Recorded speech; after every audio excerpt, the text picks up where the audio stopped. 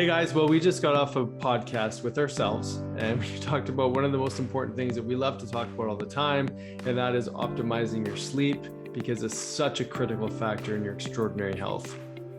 It really is one of those main factors that will affect how you think, how you do life, and how much energy you have. So it's so important to understand why it might be disrupted. And so we're going through all the different things and the different reasons and giving you guys some biohacks that you can incorporate into your life today. Yeah, this is something that's been affecting Sonya for quite some time since being a mom. And it's been sort of a lingering, ongoing conversation, as I'm sure it is for many of you. It tends to be one of the first conversations in the morning. And it tends to be one of the things like, oh, I wish I would have done that again last night because that thing actually made a huge difference. And so, while discussing a lot of the root cause or the underlying reasons for why we may not be sleeping well, we did get into some of the things that we like to do and we think that you should do or you could do. And we would love to hear from you on what it is that you're doing to optimize your sleep, because this tends to be like a certain key for everybody that once you get that key in the lock, like you've got to figure it out, and sometimes there's a discovery process for it. Yeah, so share your insights with us because we're always looking for new things, new hacks, new sleep hygiene protocols that maybe work for you and we haven't discovered yet. Yeah, so tune in and let us know what you think, and here's to an amazing night's sleep.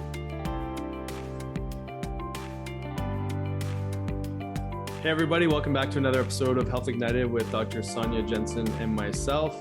And today we actually received a pretty exciting present, and it's sitting right behind us. For those of you who are listening in on audio and you don't see the video, Dr. Sonya Jensen has her advanced reader copy of her book, which is due to be released on December 7th. But we've got a stack of advanced reader copies sitting behind us. And how are you feeling? Excited, nervous, keep wanting to cry. Lots of different emotions. I don't know. Yeah, it's pretty amazing. Yeah, it's been quite the ride. Yeah.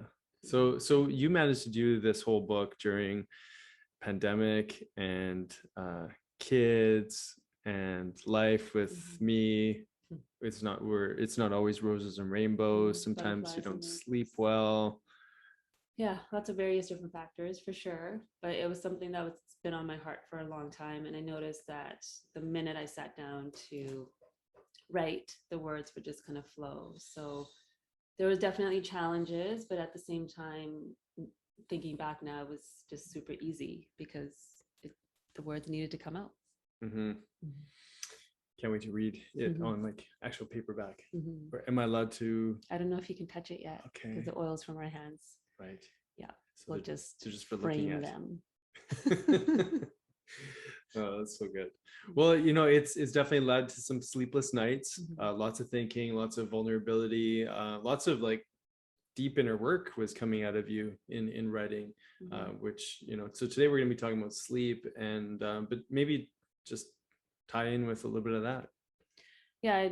When we're processing, I think sleep really is that time where our subconscious is activated and trying to process a lot of different things for us. So our emotions, our environments, everything that we're ingesting from our environment, from the stuff that we're watching on TV, maybe right before bed, from the foods that we're eating, from all the various different things that are around us, we're trying to digest it all in that rest and digest period at nighttime. And when things are getting kind of bubbled up in our system, sometimes we will be awakened at certain times of nights. And we all know with Chinese medicine, there's certain periods of the night that are related to certain organ systems. So then we take that a step further of like what emotions are tied to that organ. And maybe there's some unresolved emotions that are showing up and waking us up at the certain time of night. Yeah.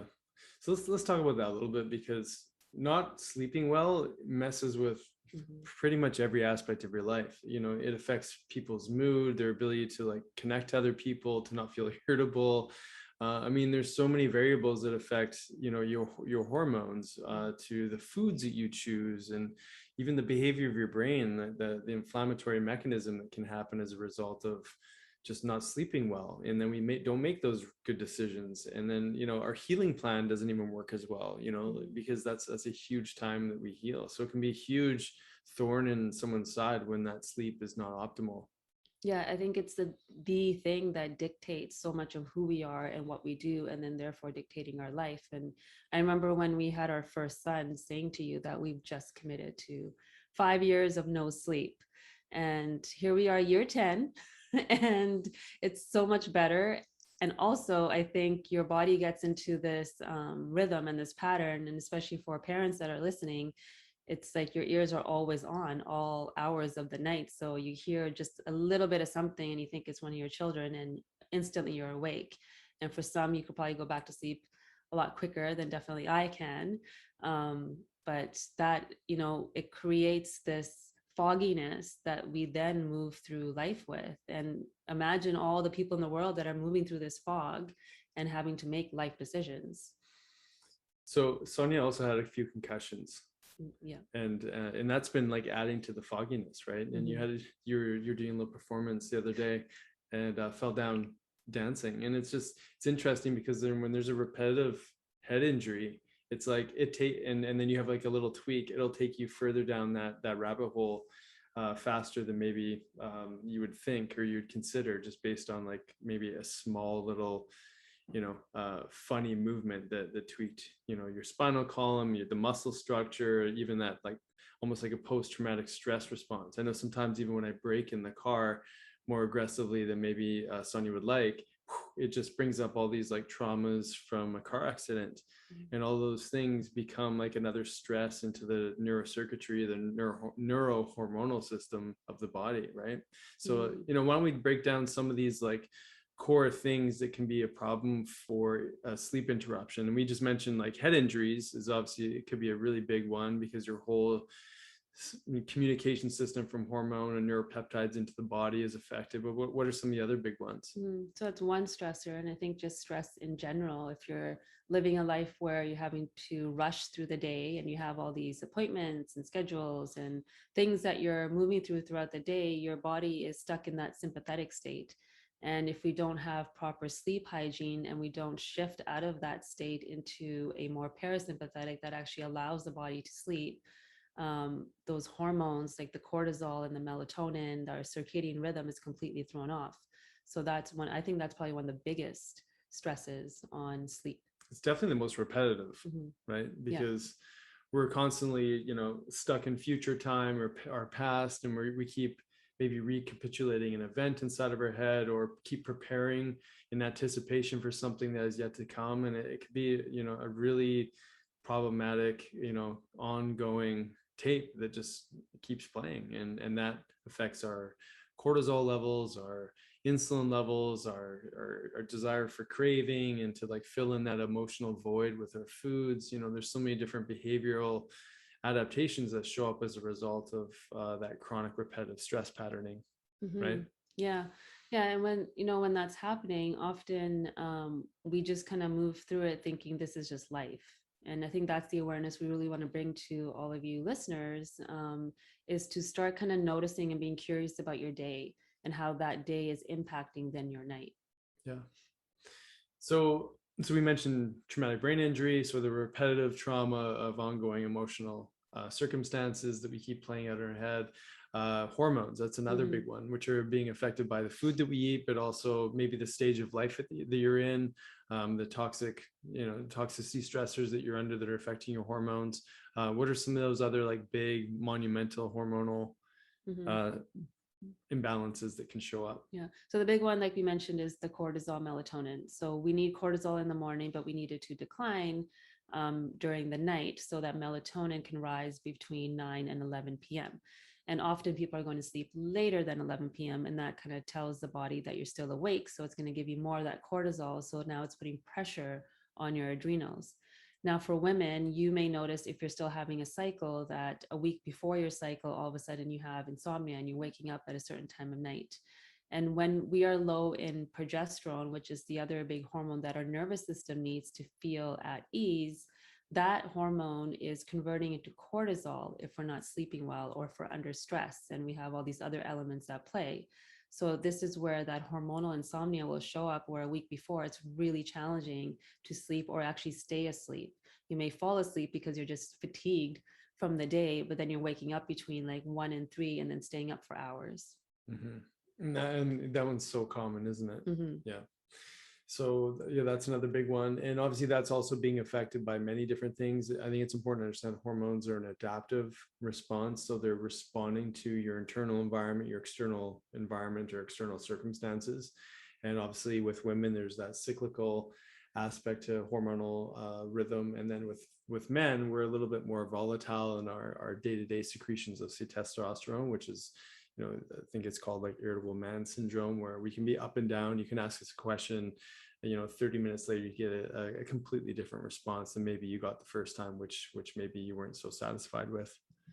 Yeah, lots of different things. And so I think the other big one is the insulin factor, right? So you spoke about food. So if your insulin is high, then these other hormones that need to rise to help us sleep and our nervous system are going to be declining, because our body is busy moving or shunting that glucose, that blood sugar, from your bloodstream into your cells. So if you're eating late at night, that's a huge one that's going to disrupt your circadian rhythm. Yeah, even just we talk about this all the time, even with that length of that meal window, if we're just insulin resistant in general, we're not really going to have good control over insulin, even if we've eaten earlier at night. So getting to the underlying reason for why insulin resistance is there, and doing the first thing, containing that meal window, and not eating at least 3 to maybe even 4, depending on how resistant that you are with insulin, for 3 to 4 hours before bedtime. Super important. And so what about stimulants? Can people have stimulants in their day, caffeine, tea, those kind of things? What do you think about those in regards to sleep? Yeah, so I think if you're having them early morning, that's fine if your body is able to process the caffeine well. So that's really dependent on how your liver is functioning and if you methylate well. And there's a few factors that will tell you whether or not you're able to have caffeine. For women, if you're in a state of estrogen dominance, most likely your body isn't doing a very good job of releasing that caffeine and your liver is having a more challenging time. So that's one indication that maybe you want to go to decaf or have a different kind of drink in the morning. For those that have tea, tea is amphoteric. Is that the right word? So it will give you what you need. If you need to, have more energy, it's going to give you that, more of that caffeinated response. If you need to relax, it's also going to give you that. So it kind of works both ways. So some people are fine, but we like to do rooibos tea in the evenings so that it's actually more helpful for your nervous system and helps to relax. And golden milk and adding fats to your maybe nighttime routine can be helpful. And we have a YouTube video on how to make golden milk at nighttime so that you guys can enjoy that. And the YouTube video on how to make ghee. Yes, so that you can add that in, ghee into your drink. Yes. Yeah, definitely. So that's a big one for caffeine, and the half-life of caffeine is 8 hours to process through the body. So, if you are having a difficult time sleeping, you want to make sure you're at least stopping any caffeinated beverages, maybe before 11, even in the morning. Earlier is better. And if you were to take it a step further and get some sort of wearable or trackable device, like say Oura Ring, or there's lots of different fitness apps and things like that where people are using to track sleep, and you can look at that as a data driven sort of objective to see if that caffeine in your system, or if you're drinking it later in the evening, what that does to your deep sleep, your REM sleep, your light sleep, your wake ups, all those things. And so sometimes getting some information about your sleep can actually be really helpful. Another one we put down here was just basic sleep hygiene. So like, what could an optimal sleep rhythm look like for somebody? We kind of mentioned the food. That was one of the things we talked about, the caffeine. What are a couple other sleep hygiene maybe hacks that people can implement? Yeah, so finding some ways to get into that parasympathetic state. So for one person that might be reading, for another person it's going to be stretching or doing some yoga postures where you're lifting your legs and putting them against the wall so that you're in these restorative postures to help blood flow, and also just for your nervous system to relax and your vagus nerve to get a little bit more activated, and just being able to release the day. For somebody else, it might be journaling, having a gratitude journal of what successes you had that day, or maybe it's a journal dump where you're just dumping all your thoughts and all the different things that are on your mind, all the to-do lists, so that it's out, it's on paper, and you can then move into sleep in a different state. For somebody else, it might be a breath exercise or listening to one of those brain tap audios that we love. So there's lots of different things that you can incorporate into a routine, and it doesn't have to be long. It can be literally 3 to 5 minutes. It could even be while you're brushing your teeth. I've told some patients, when you're brushing your teeth, maybe put on some meditation music at that time. So then you're doing both at the same time. And once you get into bed, maybe you're just taking 3 deep breaths. And that alone is going to change your state. So anything that's going to allow you to change your state before going into the dream world, so you're actually releasing that day and then inviting the new one that's about to come, I think is going to shift how well your sleep, or like how deeply you can sleep that night. Yeah, I think it's important to be really intentional about our sleep and create a healthy habit around it, because for the most part, having a healthy rhythm during the day sets us up for success during the day. So why not have a healthy rhythm at nighttime? And to be honest, like if you're tuning in and you have struggled with sleep, no doubt you've tried everything, the quote unquote, you've tried everything. And so, probably for many people, they've already nailed down some of these things, but maybe for some of you, maybe haven't quite got there, there's definitely things to add in, like it could even be blackout curtains, or it could be making sure the technology is out of your room. Maybe it's a cold shower before bed, maybe it's a hot bath. Playing with temperature too can be a great way to again, calm the nervous system, or offer a bit of a change, so your body has to adapt. I sometimes like cold, just because I know the body likes to be colder at night. I mean, that's definitely easier in the summertime, of course, but temperature can play a significant role on sort of resetting that vagal stimulation in the body. Yeah, and something that's worked for me in the wintertime is weighted blankets. So that was a game changer, and also blue light blockers. So those of you that are watching the video and not listening probably saw that I put my blue light blockers on while we were recording, because my post-concussion stuff, I'm noticing that if I have just a little bit of time on screen, I start getting a headache, and last night a headache woke me up. So I'm just being more aware and conscious that I need these on all day now. Yeah, I think, if we go through our day thinking about, thinking more about recovery in all of our healing plans, then sleep has to be one of those foundational tools that really put a lot of attention on and intention into. So I think, these sleep hygiene habits are just crucial. And so let's talk a little bit about supplementation. Obviously, we're in a podcast. We're not consulting with you right now, but we're just going to talk about some of the things we found to be really helpful for us. And, feel free to share, if it's YouTube, put some comments in what you found to be helpful for you. But why don't we start off with your supplementation regimen at nighttime? So magnesium is one that can be really supportive for your nervous system. Some people need melatonin, and that's like a whole other topic that we need to talk about when it comes to dosing and some of the other research that's been done on melatonin. And then for some people, it's going to be nervines like passion flower or chamomile, or ziziphus is another beautiful one too. So there's many out there that one can use, but it's very, very dependent on what your body needs.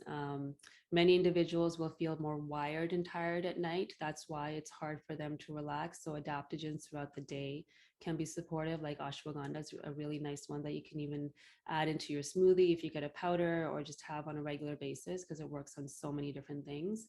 So just knowing yourself a little bit more and doing some more inquiry will give you an idea of what is going to work best for you.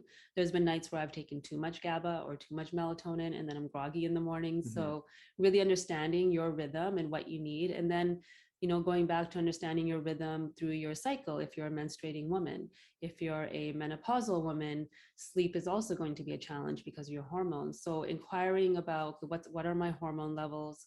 What are some minerals that I'm missing? Am I getting enough fats throughout the day? So having some healthy fats before bed will also be supportive. Yeah, there's some really, really good ones. I mean, those are the common ones.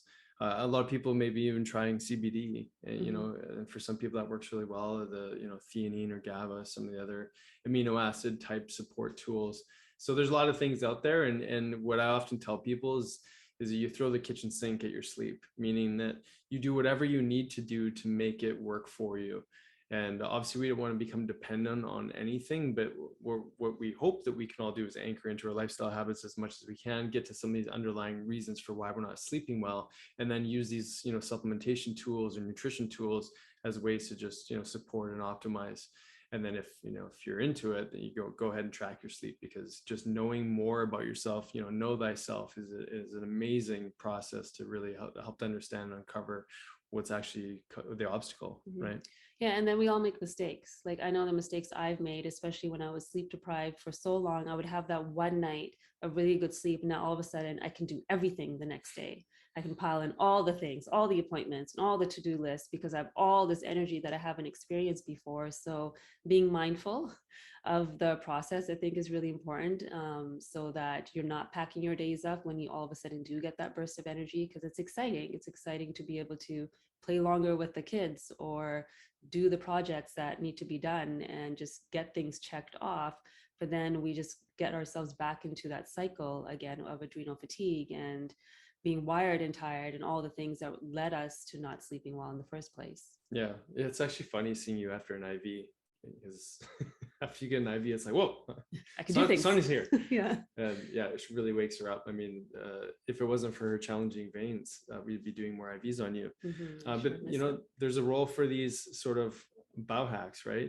And I don't know if IV therapy completely falls in the world of biohacking, but I guess technically it does, because you're optimizing your nutrition levels and bypassing digestion. But red light has been a really wonderful tool for resetting that circadian clock. Obviously detoxification is a big part of that process. So it could be saunas and things like that to help move that stuff that's getting stored in our body, in our fatty cell membranes, in our brain, in our thyroid, or other areas of the body where toxicity is building up. Lowering the toxicity bucket brings down the inflammation in the body, which means that your body's going to be able to recover more effectively. Lots of tools there as well. I was going to say, reason being, because we're dumping all our toxins at night. So if there's a full bucket and we're having to dump a lot, that too will wake you up. And the other reason is our brain. So in our brain, we have a lymphatic system called the glymphatics, and they drain at nighttime. So we're like literally detoxifying our brains at nighttime, which is going to help your memory. It's going to help focus. It's going to help with all the things that's necessary to move through life in a non-frustrated and irritable way. So we need that sleep. So all these things make a huge difference. So then what are like the top 5 things that people can do? Because we just threw a bunch of stuff at them. Yeah, and this won't be necessarily root cause discovery. This is more like little, I guess, hacks, right? So I'd say the first thing is make sure you're hydrated earlier in the day, and try to stop. I'd say if you're caffeine sensitive, definitely stop that as early as you can. And I would say even cut it out for a little while. So many people are so addicted to their habits that they don't even consider that as an option. But if you're having sleep difficulty, you got to get rid of caffeine for a period of time, right? So I'd say look at your lifestyle and see where the stimulant is. And I'd say that'd be step number 1. And I'd put sugar in that category too. And what I'd add to that step number 1 is stimulant, even in what you're watching and what you're engaging in, what conversations you're engaging in, what you're allowing into that energetic space is also something to really think about. Yeah. And then step number 2 for me would be, your evening meal should consist more of healthy fats and protein rather than carbohydrates, so that you're setting yourself up for that low insulin and better optimal digestion before bed. Yeah. And I'd say number 3 would be doing something with that mental repetition. So maybe that's doing a little breathing exercises. Maybe that's massaging the vagus nerve and just really creating sort of a decompression type routine at nighttime, something to just reset the nervous system. And it could be, brain tap audios or other things, guided meditation, like you said, some music, but something to create that de-stressing in the nervous system. Yeah. And number 4 for me would be to list or say out loud your successes for that day and how you are grateful for yourself and what you did that day. Lastly, I would experiment with some of the supplementation. Again, like I said, we can't diagnose or treat on a podcast. Not that we do that. We always make recommendations based on what's going on for that unique individual. But there's some things so simple, like even increasing your magnesium at nighttime or something along those lines that can have a huge impact. And again, magnesium, just a quick note on that one is that it's one of the most commonly depleted nutrients in the body, and it's just so specific for allowing the smooth muscle to relax, helping the blood to flow, helping your muscles relax. It's really about relaxation and helping all your enzyme processes do their job. So magnesium is a big one. I'd say if you haven't, that's a really benign nutrient to add in. And turns out magnesium 3 and 8 seems to be the best one for sleep. But there are, mixed versions of magnesium that we've used and we really like. Actually, we can put a link for the one that we use in the show notes. Yeah, absolutely. So those are your hacks for sleep, and understanding how important sleep is. And we do understand that people's lifestyles are all different all around the world. And sometimes the mom that has the little kids or the dad has only nighttime to finish what they're doing. So if we can just, understand the ramifications of that and knowing what that can do, we can make better choices for the days that are available to you where you can adjust your routine. Yeah. So we would love to hear from you guys. Let us know what you're doing to optimize your sleep. What are some of the obstacles you've found? What are some corrections that you've made? Or some lifestyle, supplementation, whatever it may be. We want to hear from you guys and let us know how things are going. So, thanks for tuning in. This was a podcast with just Dr. Sonya and myself. Obviously, we didn't have a guest this week. Lots more guests to come, but if you have topics that you want to hear, please reach out or guest speakers that you want us to have a chat with, to fill your ears with at some point during your amazing day. Just please reach